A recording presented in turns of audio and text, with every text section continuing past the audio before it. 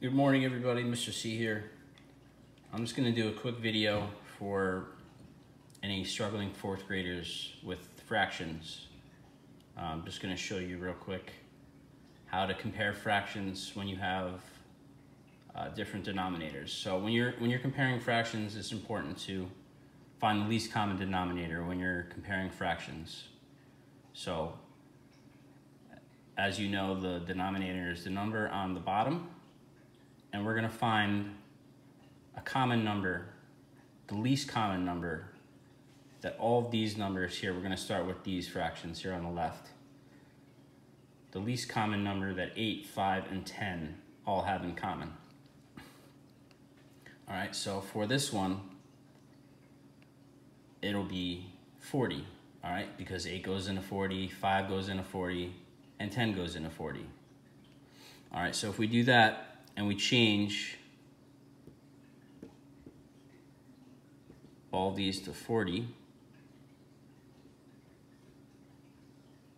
we're going to come up with 3 different fractions now that all have 40 as our denominator. All right, so then we can compare them.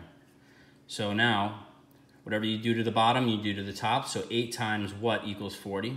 8 times 5 equals 40. So then 7 times 5 equals 35. So now we have the first new fraction, 35 over 40. Okay? Now 5 times what equals 40? 5 times 8. So whatever we do to the bottom, we do to the top.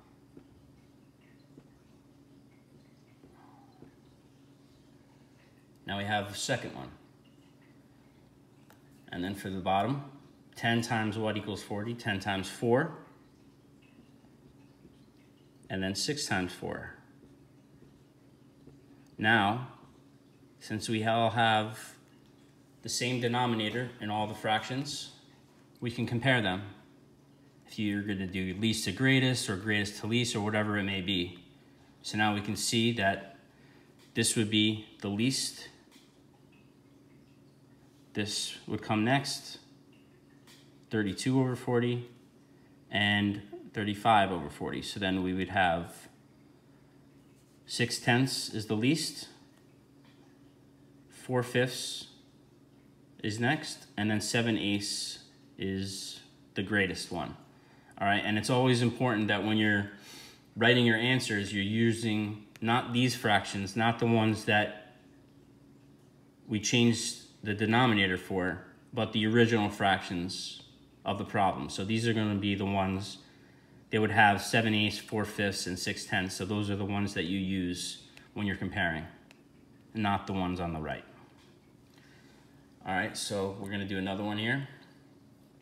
We have 7/10, 4/5, and 1/2. All right, so we're going to come up with our least common denominator or lowest common denominator, however you want to phrase it.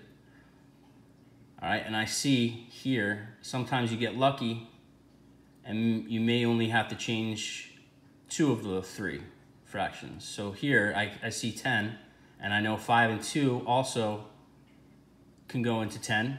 So we're going to leave this top fraction at 10, so we don't have to change anything for this one. So if we're going to make our denominator 10, we don't have to do anything with 7/10.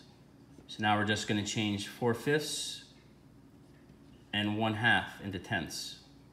All right, so whatever you do to the bottom, you do to the top. 5 times 2 equals 10.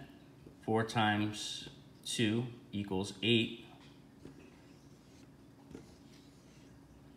2 times 5 equals 10. 1 times 5 equals 5. All right, now we have 3 new fractions. All right, if you're going to do greatest to least this time, for this one we did least to greatest. We're going to do greatest to least for this one. So the greatest fraction here would be what?